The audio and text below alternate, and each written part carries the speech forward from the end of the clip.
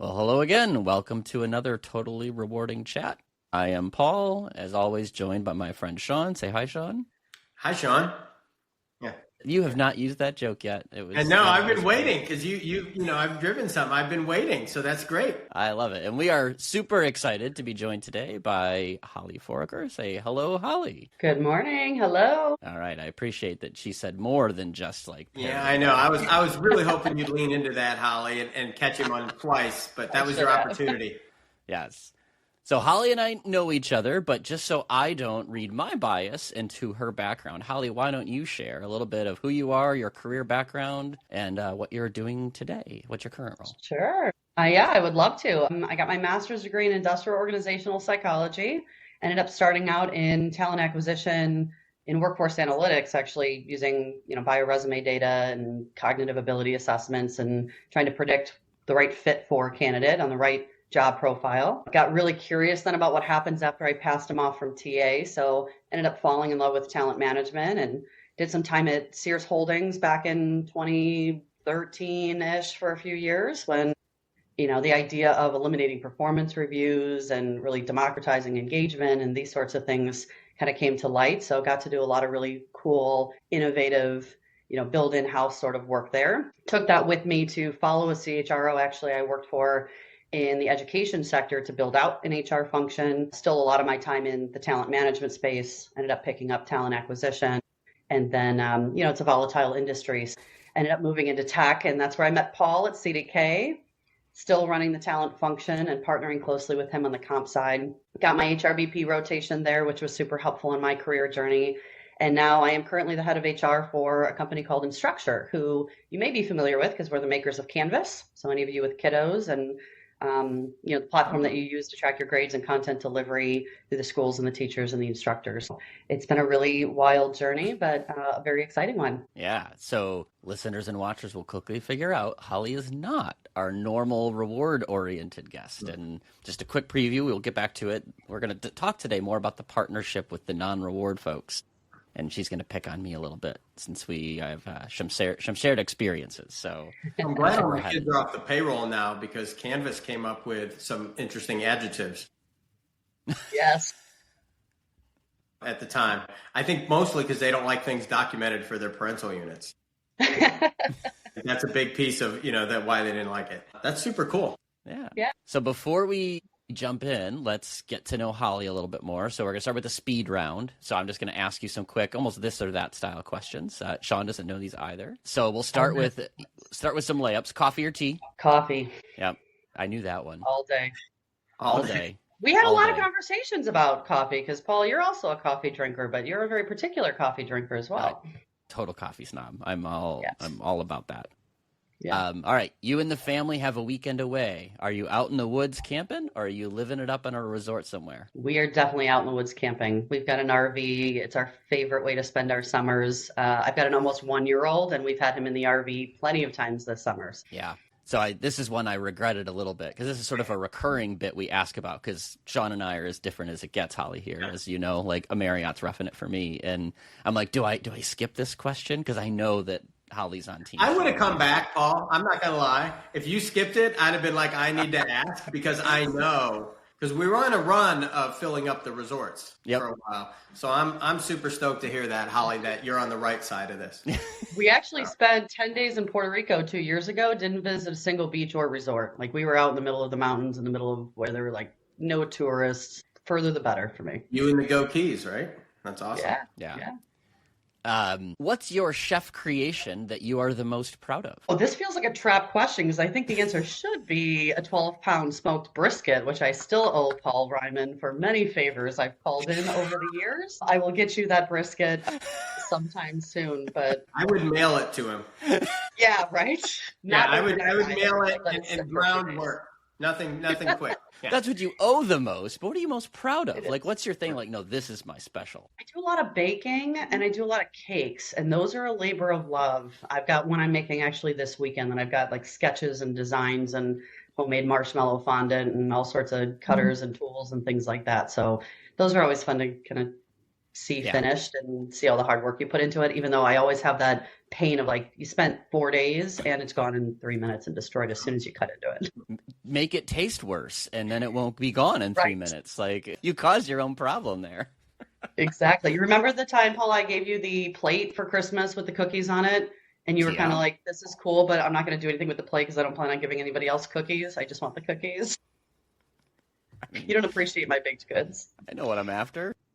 Yeah, for sure. Absolutely. Who's the smartest person you ever decorated an office for? That's an easy one. His name's Paul Ryman. I was very, very serious about making sure that he did not go anywhere in his early days or run for the hills. And it did worry me that like 3 or 4 weeks in, you look like you were just hoteling in that space. And I was like, I got to fix this. So I printed, I don't even remember where I got them. Pictures of your family. I had stuff printed, mounted. I did photos, framed, all sorts of stuff on your desk. Like, I made you stick around. There's a LinkedIn post about this. Literally, and I still, I have a whiteboard behind me. I'm not a high design person, and I just showed up one day, and literally there were creepy, like, stalked my family Facebook, I guess, like pictures of my kids. I'm like, that's a little weird, but like customized stuff. We're not talking about like just generic pictures. So like, I'm redecorating my office right now. So like, this was one, right? A hand painted bow tie. Right, to sort of honor my bow tie things. Like, we're not talking So did you change? Did you leave the office like that for a long time then? Forever, until I left. Yeah, he never touched it. Yeah, okay. I mean, it was impressive. It was amazing. We had little fidgety things, I think, on your desk, maybe like a Rubik's Cube or something like totally mind-bending, keep you occupied, keep you engaged. It was personalized. We're not talking about a generic office decoration. Like, it was a lot. All right, and then the last one, also one of our staples, chunky or creamy peanut butter. And do you make your own? Because I could creamy for sure. I have made my own. I don't for like the usual day-to-day, but yeah, Vitamix blender, some organic peanuts, some salt. That's it. Pistachio butter we do. Pistachio butter. Wow, that's one I haven't heard. As you know, with the peanut allergy in the family, not me, but like, we're always looking for alternative things. You make pistachio butter that way, actually, instead of peanut butter. Yeah, pistachio butter, cashews, throw it in a Vitamix, a little bit of oil, let it run for a few minutes, and that's it. Well, actually, I'm gonna ask Paul. Like, is the peanut allergy not a pistachio allergy? Right? It is peanuts only. So he's one of those. It is uniquely just peanuts, not other nuts, and he loves other nuts. Pistachio butter. Pistachio we haven't tried, so that'll be on the list, I guess. Look at that.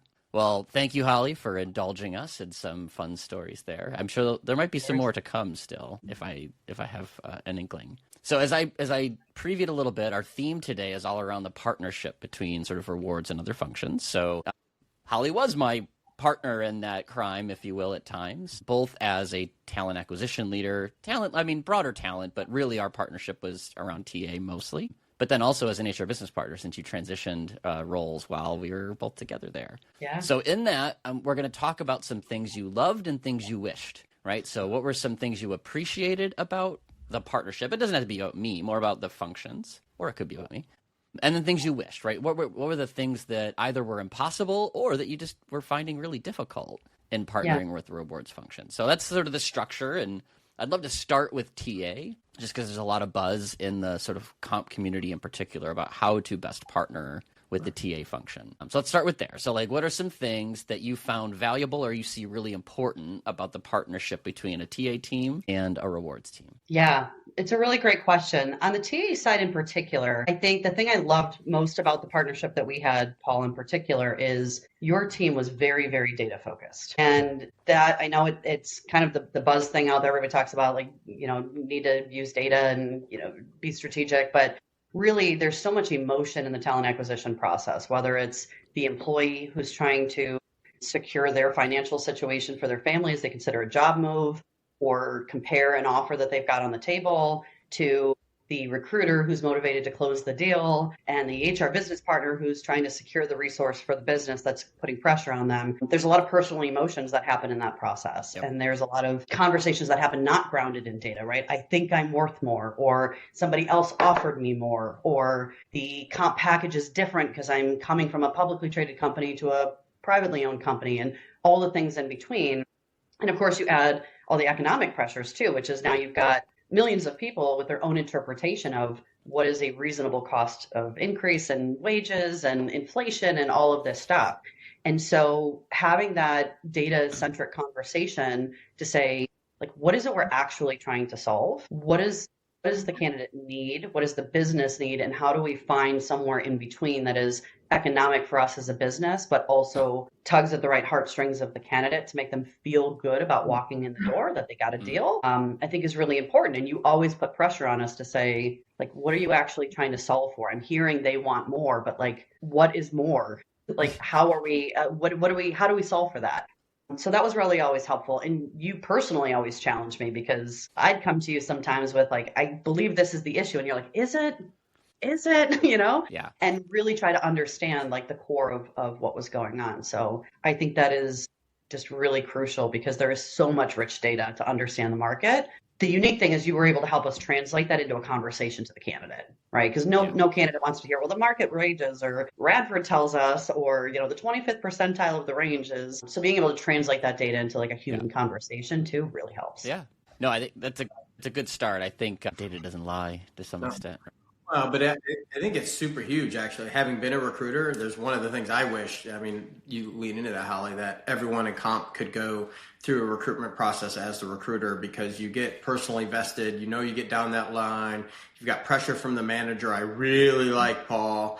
You got all the pressure, and it that emotional piece, as I said, humans are, this is to me, the cool intersection is humans are highly statistically predictable, but individually unique. And so that piece is where that emotion comes in. So I think that's awesome that you highlighted that, Holly, because I think comp sometimes it's like you're 1 degree away from that actual feeling that pressure. And they like to throw them under the bus for compression, but it's hard to not walk that mile in their shoes. So I think that's a super point. Yeah. And acknowledging the tension, right? Like, I get it. You were being measured and monitored on time to fill a number of open roles at one phase before the business sort of went in a different direction, right? But like in growth phase, TA is under the gun for like, get it closed. And I'm under the gun for sort of thoughtful cost. And those are in conflict, right? Like we can close these roles a lot faster if we paid them all $1 million, but we're not going to do that. And so let's acknowledge the tension. The manager then says, I couldn't fill it, so I'm not going to meet my numbers, and TA gets put back in the bullseye. So it is, I think, having that understanding, Holly, is really important, I think, for people in comp. Yeah. I think the other thing you mentioned, which I want to, the problem focus, right? Because what I found on the reward side is that recruiters will oversimplify the feedback a bit. No offense, recruiters, but it's like, well, our offer wasn't good enough. All right, let's unpack that a little bit. We wouldn't approve that $10,000 salary increase that I needed to close them. Well, did you try anything else? Like, what was really their feedback? What were we addressing an equity gap? What was the problem, right? Rather than the dogmatic, it just needed to be bigger. Well, and you get that by asking those questions, right? I mean, it's one of the things I still use that I think I learned from you, Paul, in practice is like right tool for the right fit. Because a lot of times recruiting and HRBPs and other functions come back and say, to your point, it's not good enough. They want more. Well, more of what? To do what? Are you trying to secure this resource for multi-years? Are you trying to pay a very competitive wage? Are you trying to get them, to stay within parity of the other team members? Like what lever within there instead of just throwing dollars at any lever that we can? The dynamic, because you were the leader, you weren't a direct recruiter. You had a team of recruiters, right? I had a team of comp people, right? So let's think about like how do leaders then create shared approach that? Because it's easy for two humans to sort of get on the same page. It's hard to get two teams on the same page. So is there anything that you recall or that you see today even where like teams need to align in different ways? Is there something different about getting everyone on the same page there? I think it starts with the philosophy and having the shared unified philosophy. And I think you and I did a really great job of showing up as one unit and one team and never felt like, well, I can't give you that because comp said no, right? Like you and I worked very hard to say, well, let's have a meeting with the recruiters and let's bring the comp team there and let's show them that you and I are thinking about it the same way, not taking action the same way or agreeing on the outcome necessarily or the lever, but let's step back and here's how we think about it. Here's what we want to do. Here's what it looks like and here's what it feels like. And now how can we help them all in the course of business, like exude that same philosophy, knowing that there's a framework around how we think about it, not just a yes, no, or a matrix to say, if this, then I can offer that. And if that, I can offer this. And I think that was really helpful, both when we went to HRLT together to share our philosophy, but also just day to day within our teams, people saw that as a unified approach. That's actually a really important point. Like the shared accountability and sort of shared ownership of an outcome. Like it actually wasn't on the comp side of my house, but I remember specifically during the Workday implementation, right? Like, you know, for those of you who are watching or listening and don't know this, like Workday's recruiting product was meh in sort of circa 2020, not 2020. 2020. But we were going there, and, you know, Holly could have thrown me under that bus many times, right? And sort of played the victim with her team. Didn't happen, right? It was, nope, we've made this decision. Here's why. We need good infrastructure. We need to resource it smartly. We don't need to go build our own thing. And as a result, we're going to make some compromise, right? Like, so it's not the reward side, it's more the upside. But I think that shared, no, we need to do this and here's why. And it's not about us versus them. It's about let's get this outcome together. But it is that language change, right? Like it is the behavior change of it. I mean, even I remember us being really intentional about saying, when you go back to the candidates, it's not, we can't, you know, we can do anything in the comp realm. It's, we aren't, and here's why. Like we, as a collective organization, comp won't let me have that, or HRBP said no, and we made these decisions, and here's why. I think what's interesting in that, even one step before that, probably depending where people come from, is making sure you're speaking the same language. So I think that education of like, here's a comp ratio, here's a range, here's a whatever, so that, you know, and same thing for TA, like here's all the things we look at, here's the metrics, here's the whatever. So everybody understands, you know, they're saying the same thing, and so there's no miscommunication, and they understand their goals. I think that's really important. And, you know, that starts, you know, obviously the two of you got together and were like, we have the same goals, and like, here's the language. I think that's really it starts by bribing your comp leader and decorating his office and feeding him food and making sure he gets on the same page as you. I think that's the strategy here. So we don't take anything else away when AI summarized this meeting. Bribery works. So that's going to be how it gets summarized. And I'll even volunteer. Like bribery works in the face of sort of non-responsive partners. Like I actively tried to get Holly in trouble. Like I was a troublemaker and a pot stirrer to some extent, right? So like she was going uphill there and trying to bribe. Sure was. Tried to have a little fun in the office with some Nerf guns and backfired a little bit, pun intended. I got called out for playing too many games in the office, Paul, and you hid your Nerf gun in your drawer like you'd never seen it before. I mean, the in the drawer you provided him in his nicely decorated office. Yes. Yes, and his office was directly across from mine too. So all it took was him to like kind of squeeze out the door and fire one off across the room, and like that was it. I'd be mid-conference call going, what the heck is happening? And it took once for somebody to come down and say, what is happening down here? And Paul's like, I'm just working on comp stuff. I don't know. Totally. Well, and part of it, I had these wonderfully, like if you ever, in Men in Black, the noisy cricket, like these tiny, tiny little Nerf guns that could still shoot really far. Holly's reciprocation was to bring in like this mega battery-powered Gatling gun, essentially. So like I could very easily sort of go incognito and hide it while still torturing her window across the hallway. She couldn't. Yep. She had to step out with this thing. It was a beast. So, you know, trouble comes your way sometimes. But having fun in the office helps, and definitely helps the relationship building. There is some truth to that. Like we just recorded another episode where we were talking about like if you're trying to make change and sort of get functions aligned, and where does that start? Lunch was my first response. Like it's the relationship matters, particularly among leaders. Not everybody's going to have a perfect relationship, of course, but it does start with a little bit of we're humans and let's just get to know each other, particularly when you're trying to make change together. Like you can coexist pretty easily. But if you're trying to be transformative, you got to have some trust, and trust doesn't come from the data first, right? It comes from people being people. And it's important for other people to see it too. I mean, I think our teams did know that you and I were connected, that if there was an issue, we would work through it. If we had opposing views, we'd figure it out and at least come to an agreement. Like they felt that from us, I think. Yeah.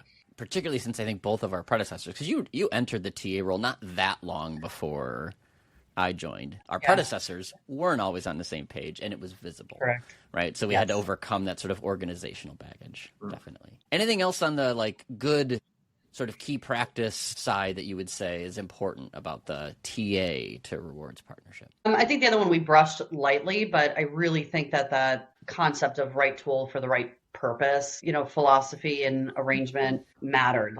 Understanding comp in a common language for non-comp people. I think we assume a lot of times that all of HR can speak all things HR. And the reality is comp still is a very complex space. And I know a lot of HRBPs that don't fully understand it and don't understand how the ranges get refreshed and how the market data gets interpreted. There's a huge education piece there. And I think you were able to really distill that down into really simple terms for people to make it less about, like, we don't care that it came from Radford, right?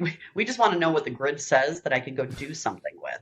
But I want to understand the context of how it gets created enough that I can explain it to a candidate or a TA leader or a recruiter, and they can understand it in a way that they can utilize it properly. The storytelling piece of it, the simplification of it, even I remember your position management example, and you actually put a chair in the middle of the room and you put Post-it notes on the chair and you were like, guys, like, let's break this down.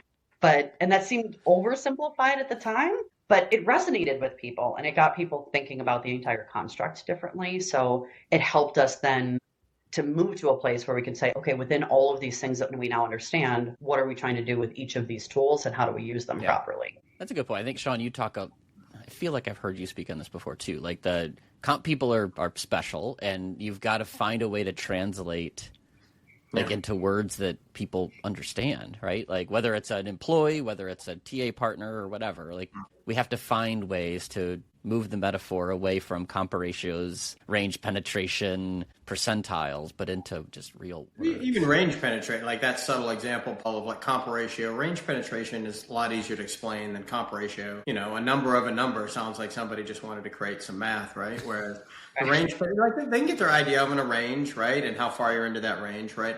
And I think that's a good example of probably the comp community not even realizing they're making this subtle change over time to something that is, more understandable by people, even if that's not the reason it's happening, right? We're seeing it. And we've heard a bunch of people, I ask sometimes, Holly, on their, comp ratio or range penetration as one of the speed round questions.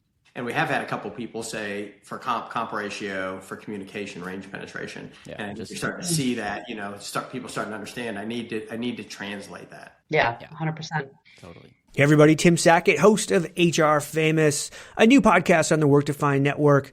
Am I famous? No, I'm HR famous. My wife says I'm a micro celebrity and 13 HR ladies around the world want their picture with me, which I think is funny. So, hey, what do we talk about on the pod? We talk about all the dumb stuff we do in HR in any given day, week, month, and we have fun with it, and we have some great guests. Come check us out.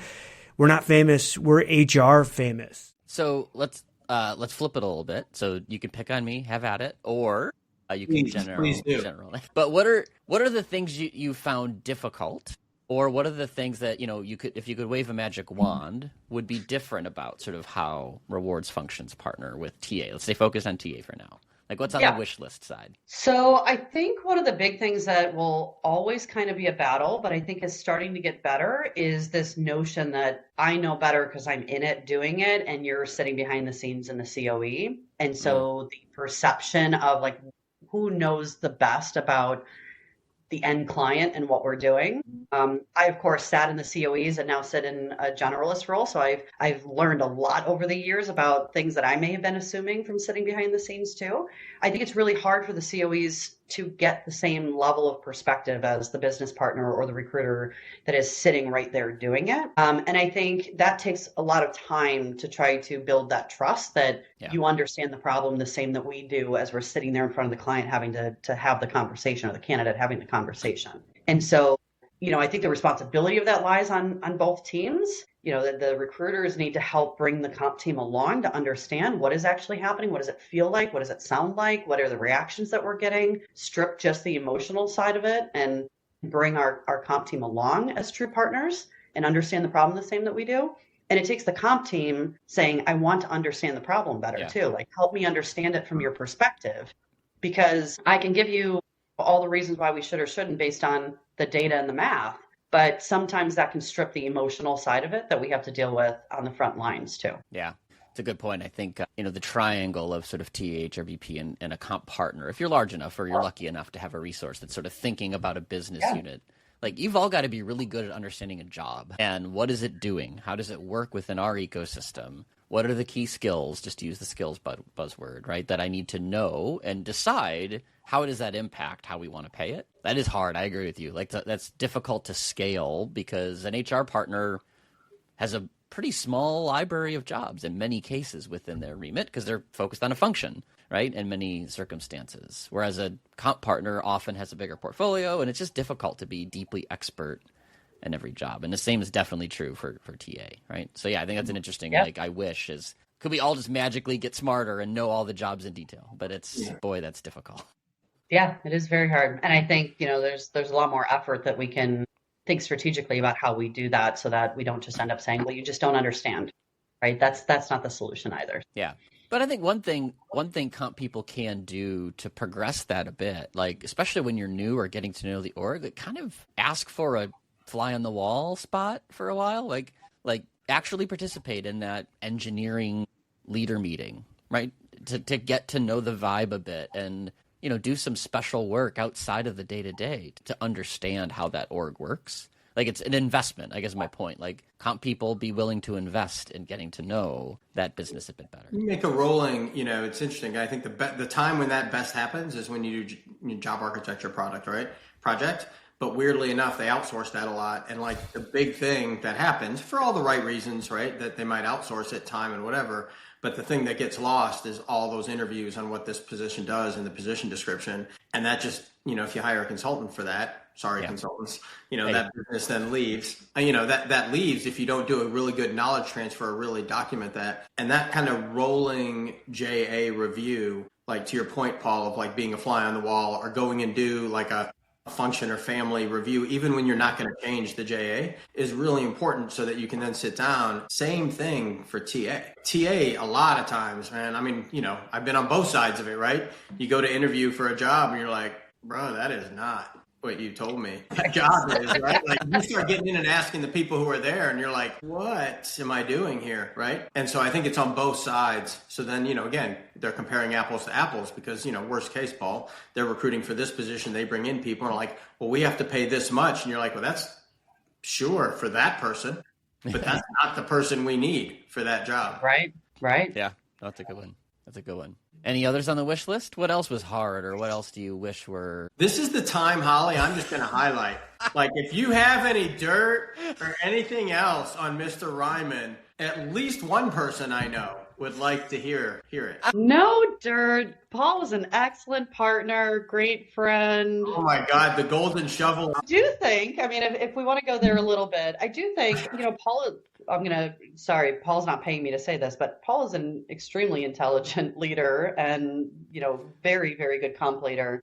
And as a result, I think what can happen when you've got people who are in this domain who tend to think very analytically like this is you were sometimes 3 or 4 steps ahead on the thinking and the manifestation of how you get from A to Z through all of these complex levers, right? Whether it was, we did the job architecture project, that was a massive project, right? And you were like, yeah, and here's what it looks like at the end. And we were all like, so what do we do today? Like, what do we say about JDs? And you had to really bring us along for that journey. But that created some tension sometimes because it could feel like, well, Paul thinks he's got it all figured out, but like we're still trying to figure out whether or not step 1, 2, and 3 look right and whether or not that's right for our business before we have to go back to our leaders and explain this. And so I think just like that capacity piece around, how far ahead do you get and how do you bring people along with you? You had very strong opinions at times. And I knew from working with you long enough that I could decipher, where is this kind of a non-negotiable? Like he's already determined that this is how the strategy needs to be. And where is there room for us to say, I don't think that's going to work. Let's figure out something else. But it was a little bit of a journey at times. No, that's a great lesson learned because reward leaders it's an expert function, right? Like that's how we've tended to grow into that chair is that we know our space deeply. And the marathon analogy is real, right? Where you can be at the front end of this and there's a whole bunch of people that are just starting the race and you've got to remember to bring them along. Holly being one of 4 people in the world who have seen sort of my Hogan assessment, right?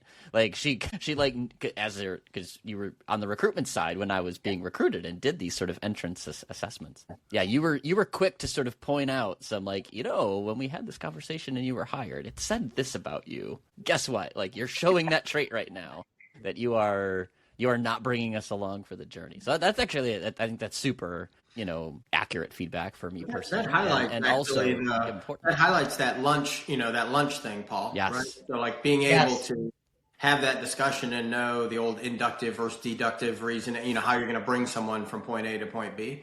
Like, I think having that relationship and understanding how people learn and do whatever. Otherwise, if it's just in that moment, you're bound to get it wrong for at least half the people. And I wasn't his business partner at the time, but just as a peer, having that psychological safety in the relationship to say, this isn't working for me right now. Let me explain why, and have him be like, all right, what do you need from me? Right. Blow your role, right? Like, I get it. Right. You've got a vision. However, like, we all got to buy in. Yeah. Yeah, and it probably goes on the sort of wish side too. We talked about a little bit of a strength, like that shared approach. But, we learned quickly if you and I, or, me and another HRBP walked into a leadership meeting already on the same page, it was really hard for it to go the other direction. Whereas if I came in and made a pitch, or if you came in and made a pitch, God knows what was going to happen in that discussion, right? So like it highlighted the need for pre-alignment sometimes. And that's not political. It's more like, just make sure you've vetted it, you've thought it through, and that everybody sees that you've done that homework. Like, that was a lesson learned for me. Is like, even though you've got the right answer, vet it first and sort of make sure that the questions are worked out. Yep. Absolutely. So there's some additional collaboration I think would be on the wish list there. Just make sure that you're sort of working together before sort of the big meeting, if you will. Even if it meant getting on board, not totally being aligned on all the pieces, but being able to say, we agree, we're moving forward, and here's how. Totally. So did you find, it was about a year, I think, before I left the organization, but you moved into a partner role rather than a sort of COE specialist TA role. Are the lessons the same, or is there anything that was sort of different when you sat in the HRBP chair that you found you loved or you wished about your partnership with awards? Like, did anything change about that relationship, and any advice for awards people about that? I think there's a lot of the same lessons to learn, like the relationship matters, the data matters, bringing people along for the story and intersecting the data, the technology, the human component matters. I think the technology came a lot more into play in that business partner relationship, as you talk about like year-end comp planning and merit planning and bonus allocation and all of these other things now at a much grander scale. Our engineering teams were 1,000+ person teams. Like, that was no small exercise. And so the method in which we articulated that and then built it into the tool and then realign on a shared philosophy around how we were actually going to have people interact with those tools and systems when, recruiting, the easier thing about recruiting is that it's very point in time, right? There's a start and a finish to it. And then you're done with that particular engagement and you move on. The business partner relationship is ongoing. Like, every day you're kind of being tested to say, how do I continue to add value? And how do I continue to help my leader understand how to do these things in a slightly different way, in a different person and a different team every single day, using the same umbrella set of philosophies, tools, and resources and data. So I think a lot of shared lessons learned. I think the understanding of the business comes into even bigger scope there, because I think once you, as a comp partner, once you understand what's happening on the front lines in recruitment, like, you kind of get it, right? There might be some nuance from candidate to candidate, but you're applying the same principles. The business is ever changing. And so as soon as something flips, like, you've almost got to reteach your comp partners what it is that you're trying to do now or why the change. And that just never ends. Like, that's an ongoing muscle. Yeah. I think the other thing I learned over time is that the HRBP's customer is a very different customer. So or in the recruitment side, it's a candidate and a hiring manager, but you're right, it's sort of temporal. It sort of happens and it's done. The customer is like leaders and managers and employees. Like, it's just a very different demand from the HR partner. And it was more important to give different sort of talking points so that the HR partner could use the right ones for the right people, right? Like, here's what you are going to say to the engineering leader. Here's what you can say to their direct reports. Here's what you don't say to sort of managers and employees, but here's what you can say, right? So, like, thinking through, how does the HR partner use it? Because they have a multifaceted sort of customer base. So that storytelling, which was on the TA side, sort of came into play, but as a rewards partner, you had to be more ready to equip HR partners to sort of face those not that you can't trust them to figure it out, but be a good partner and help them think through, like, what is the right way to say this, to 1,000 engineers, which is, a tough audience, obviously. I think the trickier part about that, even though, is in TA, a lot of times it's a script, right? It's go back and tell the candidate this. And if they have questions, like, you jumped on the phone with plenty of our higher level roles to say, let me walk them through the equity component, because they may understand it better coming from me. But you get caught off the cuff a lot in the HRBP role, right? So it's not about just like, here are the words that you use. You had to train us and we had to train them, again, how to think about it and be able to craft those responses using kind of a general direction of the language that we wanted to be consistent across the organization. And now you're back to human behavior change, not math. Yeah. Humans. You mentioned that the technology showed up a little bit different in sort of the partnership as an HR partner. I guess let's dive into that a little bit more. And I think what you meant by that is just there's just more, I don't want to call it transactions, but more, there's all these interactions that sort of tech can power. But I guess say a little bit more about what you meant there, I guess, just to unpack it first. So let's use year-end as an example, because I think that's where we see the technology either work for people or work against people and give HR a good reputation or a bad reputation very quickly. Nobody loves the year-end process. I don't care how clean your system is. Nobody enjoys doing that in January and February. But I've seen it done really both ways, right? Where the tool is designed to give you the answer and create this burdensome HR process that they've got to go in and click, but we've already kind of predefined what you can and can't do.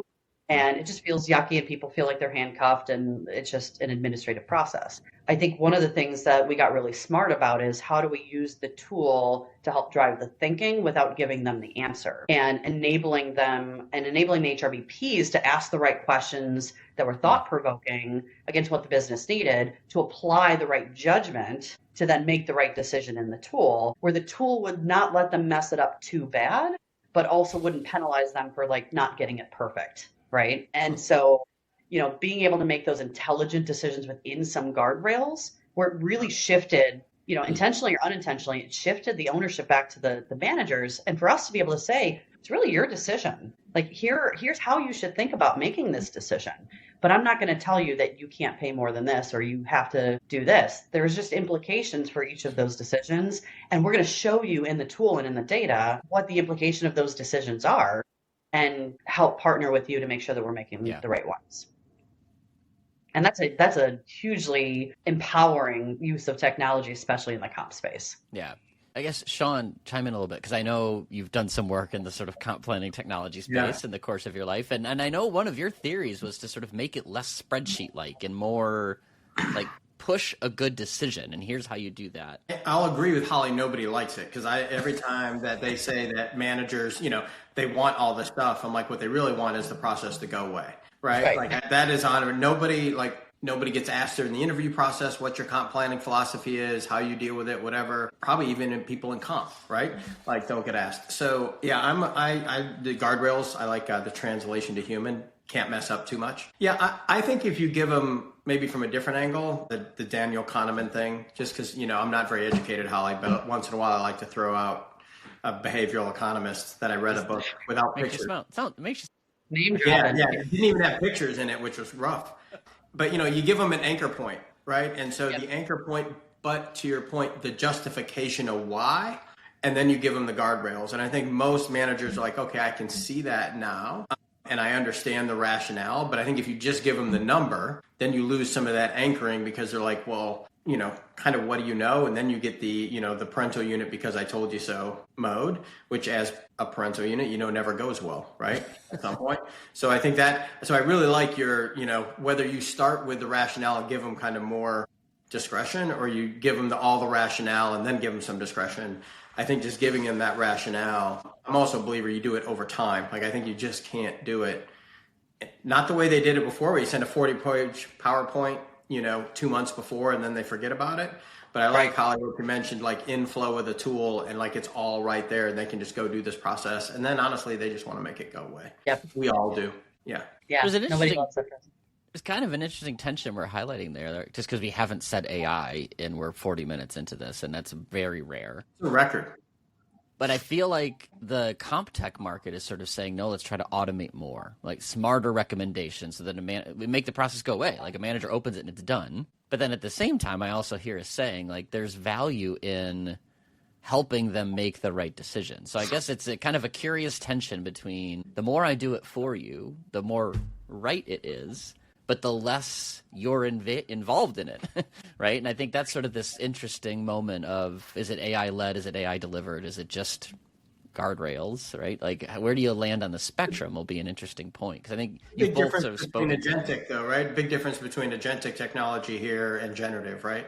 Sure. And getting a lot of it done for you, so they don't have to run the math, or are they actually using a generative thing? Because to Holly's point, click, click, click, click, click, like that's highly annoying. So if it can be done and they can spend that time doing decisioning instead of working through a spreadsheet or something else to make the numbers match, like I think that's a huge piece too. But you're back again to how do you help humans interact with all of these tools, right? I mean, AI supported and delivering the answer and saying, but here's how to make sure that that's still the right decision. Like, here are the things that you should be thinking about. Definitely use it to make it easier, make the recommendation, but sense check that recommendation too. Use your brain and make sure that it's doing the thing that you intend for it to do. Yeah, I think the biggest thing that's going to help in all this, Paul, is the pay transparency piece, because now comp and TA, whoever through this process, have the opportunity to educate the end user what's happening. So the manager is not now the bearer of that, bad news package that's out there, for most of the people.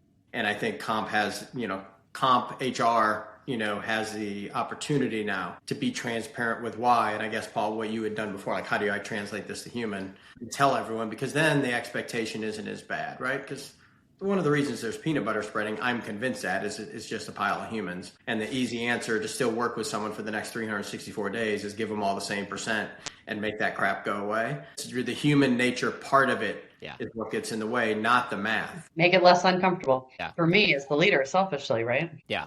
And I think that the burden on comp people, and this is a call to action, not a complaint. I think it's more we have to be willing to engage in the why, not just the what, right? So it's not just, well, look, we have a range. Don't go above it. Or people who are high in the range should get a lower raise than those low in the range. Well, why? Like, it's okay to say that. And it's probably still true. But in order for transparency to work, we have to be ready to explain the reasons, whether that's budget, whether that's just here's how we, philosophy thing. Like, there's reasons, just share them. Like, that's the transparency we need to get ready to have. It's not sharing a range. That's easy. Right? That's the cool part, I think, of people saw pay transparency and were like, oh shit, right? Like, this is coming. But actually for comp, you should be looking at it and be like, this is the greatest thing ever, because I'm of the age of where, like you had to go visit Holly if you shared what you made, or they explained the pay range or what someone else made and how we got there, right? Like, that was like a, go to jail, do not pass go, end up down in there. And so now you have this opportunity. I think, look at it as an opportunity, Paul, like you're saying, this is an opportunity, not a penalty phase on transparency. Yeah. It always feels like magic behind the scenes stuff to the employee, and I think in a lot of areas still we treat it like this secret thing that we don't want to tell you the math of how we got to the math. Yeah. Same for TA, like to bring it back, to be able to go back and be like, I know you want to pay this person this much. Like, here's the resulting problem, because they can share. Like, we're going to have a huge problem when this happens. And the hiring manager and TA can, I've said it a bunch of times, Paul, very few, none, I would guess, have a people philosophy of we hire stupid people. They generally want to hire smart people. And so, you go to the TA and the HRBP and you say, here's the problem, that they'll see it, right? Most of the time, you just have to explain it. Yeah, totally. So we like to close with sort of a consistent question. So Holly, if you could magically wave the magic wand and change one thing about HR, what would it be? Jeez, unique perspective on just this one thing? I know. Yeah, just one thing. We'll give you two. We'll give you two. You can't go on, for right. Like, the genie only comes out of the lamp in limited supply. Well, she might be smart and just say HR. Like, no, one thing in HR, automagically. One thing in HR. Gosh, that's a tough one. I think that one of the things I'd still like to see us move faster is on this integrated partnership, not to play into this session too much, but we've been talking about like the role of the strategic HRBP and collaboration across HR for years and years and years. Sherm's been talking about it since the beginning of my career, and I still don't think we have it figured out. And unfortunately, I think it deteriorates the trust with our business a lot of times when they see us as a fragmented unit. And so, like, not to overly underpin, the conversation that we're having today, but all the teams in HR need to work better together. And it seems like this thing that is really easy to talk about and really hard to do in practice. And I still can't figure out why, honestly. I think we're constantly chipping away at, like, what does good partnership look like? How do HRBPs and TA partner? How do they then partner with comp? How do we all get on the same page with what we're trying to do and have a shared vision, but also how we bring the business along for that? And we know change is hard. We know change management is hard. So these aren't things that are going to happen unless you have the magic wand. But I did think we'd make more progress as an industry on this so far. And it still feels like it's very challenged in a lot of areas. Would you agree with that, though, or do you have a different assessment? I think it stems from the fact that HR is more complicated than other people know, multiplied by the fact that they are, I won't say never, but let's just go with rarely, overstaffed and overfunded. Yeah. And so I think that together goes with you're always chasing, can't see the forest for the trees, followed by a complexity that, if anyone goes through the backside, to be honest, I think it's HR's fault. And I'll say this with they've hidden how bad it is, the duck analogy. Like when you do benefits enrollment, like, sure, it takes me 5 minutes because they've made it easy. Working with all the TPAs, good Lord, you can have that crap. Like I want nothing to do with that. And all the stuff that went into the beginning of that and going out the back. So I think that, partially it's their fault because it looks easy. And for a user, these are things that are like, I have benefits, so therefore I understand benefits. I get paid. I understand pay. But when they look at like the manufacturing floor, you're like, I have no idea how that gets done. It's complicated. But this stuff's complicated. Yeah. I agree with you 100% because then the perception becomes like, well, how come you guys can't get your act together between you guys? None of this is remarkably hard. How come you guys can't get it together? Yeah. So I think that would be awesome because then it would look like a cohesive team going out and, be awesome. So I think that's a great one, personally. I agree. I think, I took great pride in the T-shaped leader model, right? Like you got to know enough about everybody else's job. I think what I learned in-house over that tenure was that surface level wasn't enough to really think in a more integrated fashion. Like you had to get in the business a bit, right? So that the top of the T needs to be a little bit thicker in order for us to really integrate well, because you've got to know more about the pressures, the challenges, the lingo to really partner nicely.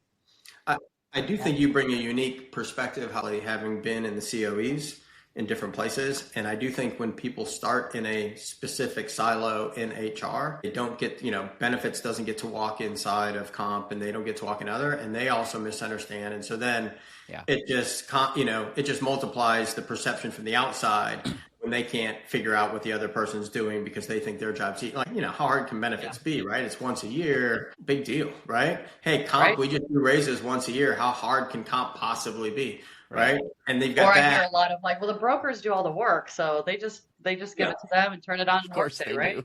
So I do think it starts a little bit of like, people in glass houses type of thing, making sure you go understand it because, personally, my journey having been in like expatriation and comp and Ben, you're like, all of these are flipping hard and complicated and, escalate quickly from, when you go 30,000 feet down to ground level. So I think that would be, I would flip that around a little, Holly, that people should go walk a mile in their shoes or go learn a little bit about those other roles and just to have a little bit of empathy when you're calling the other folks. Yeah.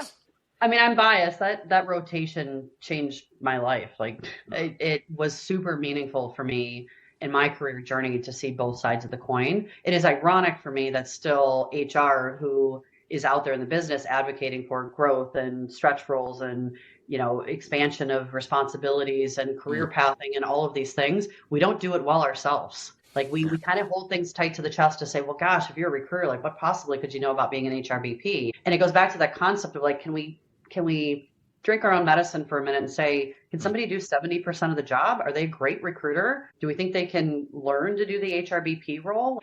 Let's give them a chance. Comp in particular is always the one. It's like, well, you can rotate everywhere else except for comp because like you need to be super specialized there.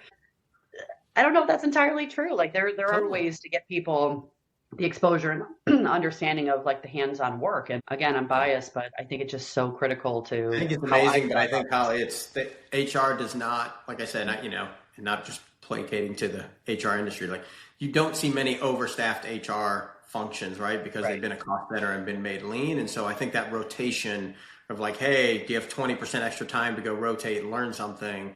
Like Saturday is my 20% extra time, so I'll take a hard pass on that. Like, I think that's so that's the issue from a company standpoint. Like, how do you make that happen to have a more well-rounded team? It's hard. I mean, just like benefits from the top, it looks easy. Just do a rotation. No problem. I think the other thing we have to talk about here, though, is my ask to the comp teams is it sounds like we have a case for building a job family for office decorators. We need to come up with like a fancy name for this, but I think we've established like that partnership is important. We probably need a job family for that. I mean, it's an interesting because it's sort of dependent on attrition. It's a one-time thing. Like, I guess you could redecorate the office, right? It's how do you workforce plan for an office decorator? Like, how many of them? Interior design / office manager / Nerf gun purchaser. It sounds like. Yeah. Baker and let's not forget 12-pound brisket provider, right? Like you have to put all those. You can ship that though. I'll reiterate. Feel free to ship that, and then put open only during the totally rewarding chats because I want to be there when he opens it.